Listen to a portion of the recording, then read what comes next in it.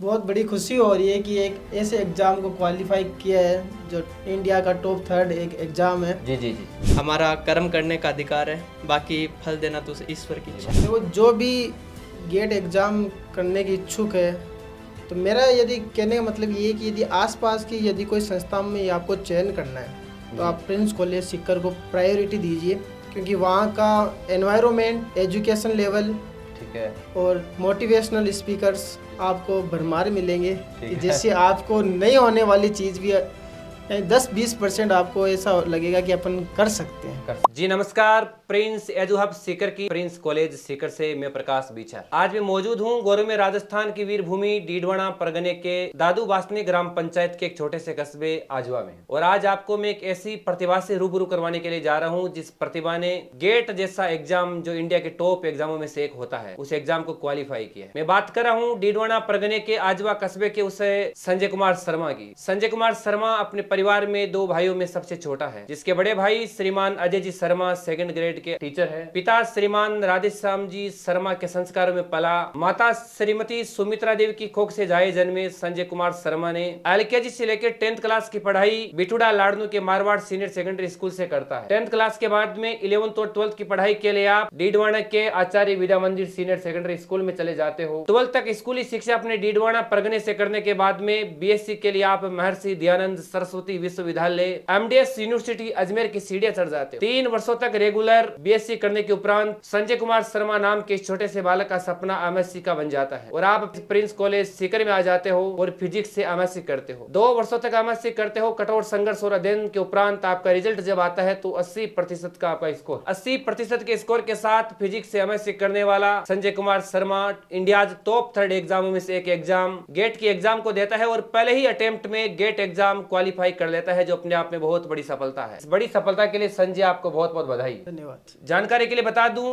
Gate जैसी exam को qualify करने के बाद में एक बच्चे के लिए न केवल इंडिया की टॉप IIT और PhD करने का रास्ता खुलता है, बल्कि आप भारत सरकार की बड़ी से बड़ी कंपनियों में शानदार प्लेसमेंट पर डायरेक्ट जॉब भी प्राप्त कर सकते। आइए मिलते हैं डीडवाना की उस होनहार शख्सियत से। वो डीडवाना जो मध्यकालीन मुगल साम्राज्य का एक बहुत बड़ा व्यापारिक केंद्र माना जाता था, जिससे डीडवाना का नमक उत्पादन में पूरे राजस्थान भर में दूसरा स्थान है। वो डीडवाना जो आभा नगरी के नाम से जाना जाता है। राजा भर्तृहरि की 1000 वर्ष पुरानी तपोभूमि भी डीडवाना में आपको देखने को मिलती है। उस डीडवाना के आजवा कस्बे के उस बालक से मैं आपको मिलवाने जा रहा हूं जो प्रिंस कॉलेज की सीढ़ियां चढ़ता है और आज गेट जैसी एग्जाम को क्वालिफाई कर लेता है। मैं बात कर रहा हूं उस प्रिंस कॉलेज सीकर की। जब वर्ष 2018 के अंदर प्रिंस कॉलेज सीकर को मानव संसाधन विकास मंत्रालय भारत सरकार द्वारा संस्था के मामले में संपूर्ण भारत भर में पहली रैंक मिलती है। मैं बात कर रहा हूं उस प्रिंस कॉलेज सीकर की, तो दिल्ली के राजेंद्र और मुखर्जी नगर की तर्ज पर आज देश के युवाओं को UPSC जैसी सिविल सर्विसेज की तैयारी आपकी प्रिंस कॉलेज सीकर में ही उपलब्ध करवा रहा है, जिन्होंने राष्ट्र को अनेक भारतीय प्रशासनिक सेवा के अधिकारी देने का काम किया है और काम कर रहे हैं। तो आइए मिलते हैं प्रिंस कॉलेज सीकर के उस होनहार प्रतिभाशाली नौनिहाल से, जिन्होंने एक साधारण परिवार से ताल्लुकात रखने वाला ये बच्चा, जिसके पिता श्रीमान राधेश्याम जी शर्मा खेती किसानी का काम करते हैं। धरती का सीना चीर कर अनाज पैदा करने वाले किसान पिता का ये बच्चा आज जिस कदर और जा रहा है, मैं कहते हुए कि दलीले खुद तय करना केवल वक्त खोना है, कसौटी बताती है कि असली पीतल है या सोना है। आइए आपको मिलवाता हूं आज मैं एक 24 कैरेट शुद्ध खरे सोने से, जो अपने परिवार का खरा सोना है और जो प्रिंस कॉलेज का भी खरा सोना साबित हुआ है। तो सबसे पहले एक बार पुनः संजय शर्मा, आपकी इस बड़ी सफलता के लिए आपको बहुत बहुत बधाई। धन्यवाद संजय, आप पहले तो मुझे बताइए कि आज इस बड़ी सफलता के बाद में आपको कैसा लग रहा है? सर, बहुत बड़ी खुशी हो रही है कि एक ऐसे एग्जाम को क्वालिफाई किया है जो इंडिया का टॉप 3 एक एग्जाम है। जी जी जी। जिससे हम बहुत ऐसे गौरवान्वित महसूस कर रहे हैं कि है। अपन आगे कुछ ऐसा रास्ता खुला है कि जिससे अपन कुछ आगे बढ़ सकते हैं और कुछ ऐसा कर सकते हैं कि जिसकी सोच अपन शुरू से टारगेट करके चल रहे थे कि आज हम इस मुकाम पर पहुंचने की पहली सीढ़ी को पार कर चुके हैं। जी जी। तो आप मुझे बताइए कि IIT में एडमिशन के लिए गेट में कौन सी रैंक चाहिए? सर, रैंक का ऐसा है कि जैसे 1 से लेके 2000 रैंक तक का यदि कोई क्वालिफाई करता है तो उसको टॉप IIT में से एडमिशन मिल जाता है कि जिससे वो वहाँ से PhD कर सकते हैं। आप PhD करोगे? जी IIT कॉलेज में एडमिशन लेने के उपरांत आप फिजिक्स सब्जेक्ट से PhD करोगे? जी सर। PhD करने के बाद में आपके पास क्या क्या रास्ते खुले? रास्ते ऐसे हैं कि जैसे एक चांस ये है कि मैं बढ़िया टॉप IIT PhD करूं। ठीक है। PhD के अलावा एक ऐसा ऑप्शन रहता है कि जैसे गेट क्वालिफाई किया है किसी ने, ठीक है, तो वो इंडिया की जो टॉप लिमिटेड कंपनी है उनके अंदर डायरेक्ट इंटरव्यू बेस पर जॉब पा सकता है। भारत सरकार की जो बड़ी बड़ी कंपनी बड़ी है, बड़ी कंपनी है, डायरेक्ट इंटरव्यू बेस पर आप जॉब पा सकते ले हैं सकते हो एक अच्छे पैकेज पर। अच्छे पैकेज जी। पर। और बढ़िया जगह से आप यदि आप आईआईटी से पीएचडी कर रहे हो, ठीक है। उसके उपरांत जो सेंट्रल यूनिवर्सिटीज है उनमें क्या लगता है, असिस्टेंट ऑफिसर के लिए डायरेक्ट इंटरव्यू बेस पर आप इंटरव्यू क्लियर करो ठीक और है। उसके बाद असिस्टेंट ऑफिसर बन सकते हो। जी जी जी। उनके लिए आपको पेपर पास करने की जरूरत नहीं आपका पड़ेगी। क्या सपना है कि आप क्या बनोगे फिर मेरा PhD सपना करने के ऐसा ही उपरांत? है सर कि मैं पीएचडी करने के उपरांत असिस्टेंट ऑफिसर बनूं। तो नाम के पहले डॉक्टर लगेगा? बिल्कुल sir. Doctor Sanjay Kumar Sharma, assistant professor. जी सर। तो संजय मुझे मैं आपको पूछना चाहूंगा कि ये गेट का एग्जाम है, अधिकतर लोग जानते नहीं कि गेट क्या होता है। वो तो ये जानते हैं कि कोलगेट वाला गेट होगा पर कहीं ना कहीं आज हमारे दर्शक जो आपको देख पा रहे हैं, आप उनको सारगर्भित तरीके से बताइए कि गेट का एग्जाम कौन बच्चा दे सकता है, उसके लिए न्यूनतम आयु सीमा क्या होती है और देने मतलब उसका एग्जाम का पैटर्न क्या होता है, सिलेबस क्या होता है, सारी चीजें आप बताइए। जैसे सर गेट में का ऐसा है कि जैसे कोई बच्चा 12th पास करने के बाद आईआईटी में जाने का सपना देखता है। ठीक है। जैसे कोई 12th पास करके आईआईटी की तैयारी कर रहा है, ठीक है। मान लो उसका आईआईटी के अंदर एडमिशन नहीं हुआ जी तो उसके बाद वो बीएससी का ऑप्शन देखता है कि भाई अपन बीएससी करें। जी। बीएससी के उपरांत भी आईआईटी का एक ऑप्शन खुलता है, आईआईटी जेएम के सहायता से आप एमएससी कर रहे हो किसी आईआईटी संस्था से। जी। यदि आईआईटी जेएम में आपका नहीं हो रहा है तो एमएससी के उपरांत गेट आपको आईआईटी में एडमिशन लेने के लिए एक ऐसी अपॉर्चुनिटी प्रदान करता है ठीक है। कि आप इंडिया की बेस्ट जो आईआईटी है उसके अंदर से आप पीएचडी कर या सकते हैं। एमटेक एमएससी कर सकते हैं। बिल्कुल। ये गेट का एक मेन सारांश। तो इसमें कोई न्यूनतम आयु सीमा वाला फंडा भी है ना क्या? नहीं सर, इसमें कोई न्यूनतम आयु सीमा नहीं है कि बच्चा कभी भी कर सकता है। आपको जैसे किसी ने गेट क्वालिफाई किया है, क्वालिफाई करने के उपरांत 3 साल तक वो गेट स्कोर वैलिड रहता है। ठीक है। 3 साल में आप कभी भी पीएचडी और या एमएससी में आप एडमिशन ले सकते हो। जी सर। एग्जाम पैटर्न और सिलेबस किस प्रकार से रहता है? सिलेबस ऐसा है जैसे कि कोई बच्चा एमएससी में एडमिशन लिया है, उसने कौन से डिपार्टमेंट से एमएससी की है, जैसे मैंने फिजिक्स डिपार्टमेंट से एमएससी की है प्रिंस एजुएफ से। ठीक है। तो एमएससी में फिजिक्स डिपार्टमेंट फिक्स हो गया तो आप पीएचडी करोगे ठीक तो है। उसके गेट एग्जाम दे रहे हो ना, तो जी। फिजिक्स के जो मेन ब्रांचेज है जैसे ऑप्टिक्स है, क्लासिकल है, ये ईडी है, तो मेन 9 ब्रांच है इसके अंदर, तो जी। 9 बुक्स आपको पढ़नी है। ठीक है। 9 में से आप फोकस करो कि 7 या 6 ऐसी बुक अपन क्लियर कर लें कि अपन उन बुक्स में से कोई क्वेश्चन आपका गलत ना हो। जी जी। यदि इतनी बुक आपकी तैयार है तो आप गेट एग्जाम को आराम से क्लियर कर सकते हो। सुना है कि गेट एग्जाम में लगभग 27 सब्जेक्ट होते हैं। बिल्कुल सर, सुना है। 27 में से कितने का चयन करना होता है आपको? जैसे आप 6 सब्जेक्ट चूज कर लो, 6 सब्जेक्ट में आप बढ़िया प्रैक्टिस करो और फोकस करो, मेन 6 सब्जेक्ट को आप 100% दे सको, बाकी सब्जेक्ट को आप मत अच्छा, दो। आपने कौन कौन से पे किया? जैसे मैंने किया था एक न्यूक्लियर ठीक है। एंड पार्टिकल, सेकंड किया था मैंने सॉलिड एंड एटॉमिक, ठीक है। फिर किया था मैंने एसएसपी। टॉपिक हो गया एक तरह से। जैसे बुक्स है पर्टिकुलर जो फिजिक्स अलग के से अंदर बुक्स आती है? हाँ 9 बुक्स होती है फिजिक्स के अंदर। ठीक है। अब 9 में से आपको 5 या 6 बुक ऐसी पकड़ लो आप कि आप 6 बुक को एकदम क्लियर कर सकते। ठीक है। तो आपने किस किस पर किया? जैसे मैंने 6 मुख्यतः की थी, पहले की थी मैंने क्वांटम, ठीक है। सेकंड मैंने की थी न्यूक्लियर एंड पार्टिकल फिजिक्स, ठीक है। थर्ड मैंने की थी एटॉमिक्स, जी। फोर्थ मैंने की थी सॉलिड, ठीक है। और 6 मैंने की थी इलेक्ट्रोडायनेमिक्स, ठीक है। और 7th की थी मैंने इलेक्ट्रॉनिक्स। इन सब पे मजबूत पकड़ थी आप। मौजूद बुक। आपका स्टडी प्लान किस प्रकार था? इस गेट में तैयारी के लिए स्टडी प्लानिंग क्या रहती है? जैसे प्लानिंग ऐसी थी कि मैं दिन भर में 7 या 8 घंटे स्टडी करता था। ठीक है। फिर उसके बाद मैं प्रैक्टिस सेशन को सोल्व करता था, जी। क्योंकि पढ़ने से ओनली कुछ नहीं होता है, जितना आप प्रैक्टिस करोगे, प्रैक्टिस करने से क्या होता है, थ्योरी और जो फॉर्मूले वो आपके मजबूत हो जाते जी। हैं। तो मैं दिन के अंदर थ्योरी पढ़ता था और जैसे नाइट होती थी, नाइट के बाद मैं प्रैक्टिस सेशन को स्टार्ट करता था। 4 और 5 घंटे में प्रैक्टिस करता था क्वेश्चंस की। तो आप प्रिंस कॉलेज में थे तो आप रहते कहाँ थे? मैं रहता था पालवास रोड में, कोई रूम लेके रहता था। अच्छा, किराए के मकान में आप रहा किराए करते के थे? मकान। अकेले ही? अकेले सर। खाना खुद बनाते? नहीं सर, ये होटल में खाते थे खाना। अच्छा, खाना होटल में खाते थे आप? फर्स्ट सेशन में, फर्स्ट ईयर में अपन ने खुद बनाया था खाना। जी, जी। सेकंड सेशन में वो क्या एमएससी फाइनल थी, उसके साथ में गेट की प्रिपरेशन कर रहे थे, जी। तो हमने सोचा कि वो टाइम वेस्ट ना हो, इसलिए होटल से खाना शुरू कर दिया था। जी, जब आप गेट क्वालिफाई कर लिया, कल को आपकी फिजिक्स से पीएचडी कंप्लीट हो जाएगी, फिर आप भारत सरकार की बड़ी बड़ी कंपनियों में डायरेक्ट जॉब के लिए जाओगे। जी तो सर। कौन कौन सी कंपनियों में आप जॉब के लिए जा सकते जैसे मेन जो कंपनीज है उसके अंदर पहले आती है बेल, जैसे पेट्रोलियम कंपनी है। ठीक है। सेकंड है आपकी न्यूक्लियर ठीक है। Limited company. थर्ड है इंडियन ऑयल, इंडियन कोयल और इंडियन पेट्रोलियम एंड कंपनीज। जी। ऐसी बहुत सारी ये कंपनी। सारी कंपनियां भारत सरकार के अधीन आती हैं? जी सर, ये सारी गवर्नमेंट जॉब्स होती है, प्राइवेट सेक्टर नहीं है। प्राइवेट सेक्टर नहीं, जी सर, प्राइवेट लिमिटेड होगी। बिल्कुल सर। जी जी।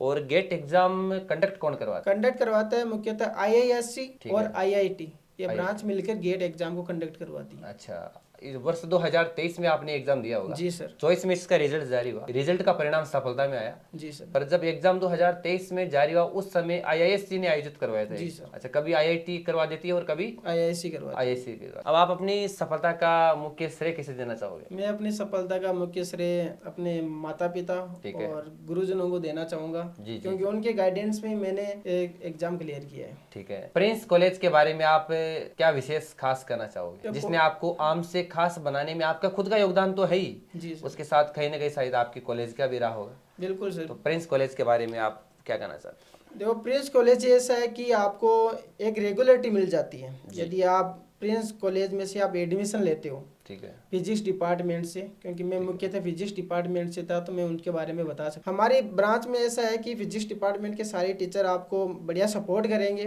ठीक है। बट यानी रेगुलर आपको प्रैक्टिकल करवाएंगे, ठीक है। रेगुलर आपको गाइडेंस करेंगे कि आप ये करो। और गेट और नेट के लिए पर्टिकुलर एक क्लास लगाई जाएगी आपके लिए, गेट और नेट के लिए कि जिससे कि आपको गाइडेंस मिले कि आपको कैसा पैटर्न आना है और किस एक प्रकार से एग्जाम कंडक्ट होता है। ठीक है। और साथ में कॉलेज में सेमिनार रखे जाते हैं, प्रोजेक्ट करवाए जाते हैं। जी जी। कि हर 6 मंथ के अंदर आपको एक ऐसा सेमिनार आयोजित करवाया जाएगा प्रिंस कॉलेज के अंदर। सेमिनार में मुख्य मोटिवेशनल स्पीकर के तौर पे कौन आते थे? जैसे SK कॉलेज के असिस्टेंट प्रोफेसर आते थे। अच्छा अच्छा, वो आपको गाइड करते थे? बिल्कुल सर। उनका भी कहीं ना कहीं फर्क है? बिल्कुल सर, फर्क है, क्योंकि उनके गाइडेंस में हमें एक निश्चित डायरेक्शन मिली है। ठीक है। क्योंकि डायरेक्शन के अधीन हम चले थोड़ा बहुत, उसके कारण फायदा हुआ है। और कॉलेज में आपको जो प्रैक्टिकल करवाते हैं सर, वो कहते हैं सूरज सर है। जी जी जी। वो आप प्रैक्टिकल इतने बढ़िया तरीके से करवाते हैं कि सूरज आपको सर? सूरज सर। अच्छा अच्छा। तो उनके गाइडेंस में आप यदि प्रैक्टिकल कर रहे हो जी जी जी। तो उसका इफेक्ट आगे आपको इंटरव्यू बेस पे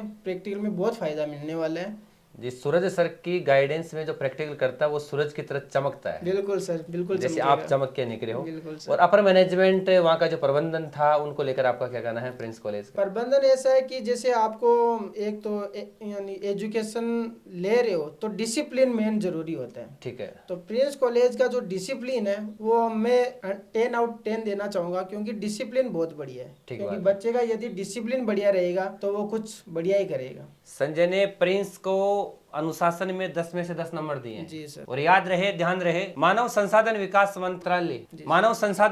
मंत्रालय भारत सरकार द्वारा स्वच्छता के मामले में पूरे भारत भर के अंदर प्रिंस कॉलेज सीकर को फर्स्ट रैंक मिली है। ये भी अपने आप में एक बड़ी सफलता है। जी सर। तो आप एक ऐसे वातावरण में रहा करते थे जहाँ पर पढ़ाई अच्छी, स्वच्छता अच्छी, बिल्कुल, अनुशासन अच्छा, तो कहीं न कहीं प्रिंस एजुहब तमाम शिक्षा के मापदंडों की कसौटी पर खरा उतरा है। बिल्कुल। मैं एक बात और कहना चाहूंगा, जैसे डिपार्टमेंट के अंदर टीचर होते हैं ना। ठीक है। जैसे हमारे में MSc फाइनल में और प्रीवियस के अंदर जो टीचर थे, ठीक है, जैसे मुकेश सूरज जी सर थे जी, सुशील जी सैनी साहब थे, ठीक है, और विजय केदार साहब थे जी, और कुलदीप सर थे, जी जी, और हंसराज सर थे। उन्होंने हमको बहुत गाइडेंस किया है, क्योंकि हम आए थे MSc में एडमिशन लिया था तो हमको पता नहीं था कि भाई गेट और नेट की भी हम साथ में प्रिपरेशन कर सकते हैं। उन्होंने हमको बहुत मोटिवेट किया प्रीवियस के अंदर कि हम कॉलेज में जाते हैं, उन्होंने हमको इस कदर मोटिवेट कर दिया था कि आपको टारगेट रखना है कि MSc होती है आपकी गेट और नेट में एक में सिलेक्शन हो जाए। ठीक है। तो उनके गाइडेंस में हमने प्रीवियस के अंदर बढ़िया तैयारी की, पर्टिकुलर एक क्लास लगाते थे। फिर MSc फाइनल में सूरज सर और सुशील जी सर ने बहुत मेहनत की हमारे लिए, बढ़िया क्लास लेते थे सर, इस कारण से आज हम इस पायदान पर। तो मुझे आप ये बताइए कि 12 तक स्कूली शिक्षा आसपास के ग्रामीण क्षेत्र से करने वाला संजय शर्मा जी सर की BSc कंप्लीट होते हैं तो आपको एकाएक ये सपना कैसे आ जाता है कि मुझे अब MSc करनी है, और वो MSc प्रिंस कॉलेज सीकर से ही करनी है? क्योंकि MSc तो आजकल लगभग कॉलेज करवा रही है। बिल्कुल सर, करवाते हैं। तो ऐसा क्यों? तो मेन मोटिव ये था कि आसपास में ऐसी कोई बढ़िया कॉलेज नहीं है कि जो रेगुलरिटी से आपको MSc कंप्लीट करवा दे। ठीक है। जैसे कोई पार्ट टाइम MSc करवाता है कोई कॉलेज में, पर्टिकुलर हर सब्जेक्ट के टीचर नहीं होते, रेगुलर क्लासें नहीं मिल पाती। एक रेगुलर प्रैक्टिकल सेशन नहीं हो पाता है, जो प्रैक्टिकल का मेन इफेक्ट पड़ता है MSc डिग्री पे, प्रैक्टिकल का। बिल्कुल सर। यदि आपने MSc किया, यदि आपको प्रैक्टिकल नॉलेज नहीं है, ठीक है, तो आपकी डिग्री एक तरीके से वेस्ट ही है वो। बिल्कुल, केवल डिग्री लेने से क्या होगा? डिग्री लेने से कोई मतलब कोई ले लेगा, वो तो घर पे अपन ऐसे रखने से क्या मतलब, कोई मतलब नहीं। तो मेन मोटिव ये है कि जो प्रिंस कॉलेज है, मैंने एक बार पहले मैं 2-3 दिन डेमो के लिए गया प्रिंस कॉलेज में। ठीक है। तो वहाँ पे क्या टीचर पर्टिकुलर सब्जेक्ट के लिए पर्टिकुलर टीचर थे। जैसे परिवेश के अंदर 4 बुक्स चलती है, तो 4 बुक्स के लिए 4 टीचर डिफाइन किए हुए थे। ठीक है। और पर्टिकुलर एक यानी एक क्लास प्रोजेक्ट के लिए और per day sir, per day आपको एक क्लास मिलेगी। ठीक है। तो इस कारण से मैं बड़ा प्रभावित हुआ, इस कारण से मैंने प्रिंस एजोएफ सीकर। जी जी। वैसे Prince college Sikar Pandit Deendayal Upadhyay Shekhawat university के अधीन आती है। जी सर। और पंडित दीनदयाल उपाध्याय शेखावट यूनिवर्सिटी के अधीन शेखावटी की लगभग सैकड़ों कॉलेजें इसके अधीन आती है। उनमें सबसे अगर ज़्यादा अच्छा रिजल्ट किसी का रहा है तो आपके प्रिंस कॉलेज का। चाहे बीएससी के परिणामों की बात कर ले, चाहे बीए के परिणामों की बात कर ले, सब में शेखावटी में सबसे टॉपर प्रिंस कॉलेज सीकर है, जो हर मामले में शिक्षा के प्रत्येक मापदंडों की कसौटी पर प्रथम रैंक पे आ रही है। जी सर। बहुत बढ़िया। तो ये था हमारा संजय कुमार शर्मा, जो डीडवाना परगने के आजवा कस्बे से आता है और अपने गांव के आसपास से आप पहले ऐसे स्टूडेंट हो जिसने गेट का एग्जाम क्वालिफाई किया। जी सर। आप में इतनी हिम्मत कैसे आई? हिम्मत का ऐसा सर, जैसे आप बड़े सपने देखते हो तो कुछ बड़ा करने की सोच भी रखनी पड़ती है। तो हमने बताया ना, जैसे अपन कॉलेज में गए प्रिंस एजोएफ के अंदर, तो वहाँ टीचरों के गाइडेंस में हमको पता चला कि भाई अपन ऐसा ऐसा कर सकते हैं कुछ आगे जाके। तो उनके गाइडेंस में हमने इनके बारे में पता किया। जी जी। कहते हैं कि गिर को करे कंतड़ा हिरण कसोगी खाई, आक चरे पून भके घोड़ा सो आगे जाए। कि हिम्मत कर हुंकार भर, हिरण कौन सा घी खाता है लेकिन घोड़ों से आगे जाता है। तो हिम्मत करी, हुंकार भरी, उसका परिणाम ये है कि आज आप इंडिया की टॉप एग्जामों में से एक आती है गेट एग्जाम, उसको आप क्वालिफाई किया। तो कहीं ना कहीं आपका भविष्य आने वाले समय में मुझे सोनारा दिखाई दे रहा है। आप अपने 5 वर्ष या 10 वर्ष बाद के फ्यूचर को देखते हो तो किस रूप में देख पा रहे हो? मैं ऐसे सोच रहा हूँ जैसे कि मैं किसी सेंट्रल यूनिवर्सिटी के अंदर असिस्टेंट प्रोफेसर पद पे हूँ। क्या बात है, बिल्कुल। अब मैं ये संजय शर्मा नहीं कहूँगा, हमारे बीच से असिस्टेंट प्रोफेसर फिजिक्स जी सर, डॉक्टर संजय कुमार शर्मा जी बैठे हैं। तमाम बातचीत आपसे हुई, बहुत अच्छा लगा जी, थैंक यू। धन्यवाद। अब मैं आपके पापा जी से मिलना चाहूँगा जी। अपने बीच में GATE exam qualify prince college का होनहार मेधावी विद्यार्थी संजय कुमार शर्मा के पिताजी श्रीमान राधेश्याम जी शर्मा, जो पेशे से किसान हैं और साथ में आप पास किए गए अडानी के पावर हाउस में काम भी करते हो, जॉब करते हैं। तो आइए मिलते हैं उस किसान पिता से, जिस पिता के एक साधारण से बच्चे ने सपनों की नई उड़ान भरी। आपके बच्चे ने इंडिया की टॉप एग्जामों में से एक एग्जाम गेट एग्जाम को क्वालिफाई किया है। आने वाले समय में फिजिक्स का असिस्टेंट प्रोफेसर आपका बच्चा बनने जा रहा है। कैसा लग रहा है आज? बहुत खुशी हो रही है सर, बहुत खुशी हो रही है। बहुत खुशी हो रही है। बहुत खुशी हो रही है। तो शुरू से ये सपना बन गया था कि बेटा एक दिन कुछ ऐसा कर जाएगा कि कभी सोचा ही नहीं था? नहीं, ऐसे मेरे दिल में था कि अपने बच्चे एक दिन सक्सेस हो गए जी, अच्छे पढ़ेंगे जी। और मेरा भी वैसे ज़्यादा फोकस इनके पढ़ाई पे ही था। अच्छा अच्छा। मेरा संकल्प था कि बच्चे आगे बढ़े, अच्छे पढ़े, ठीक है।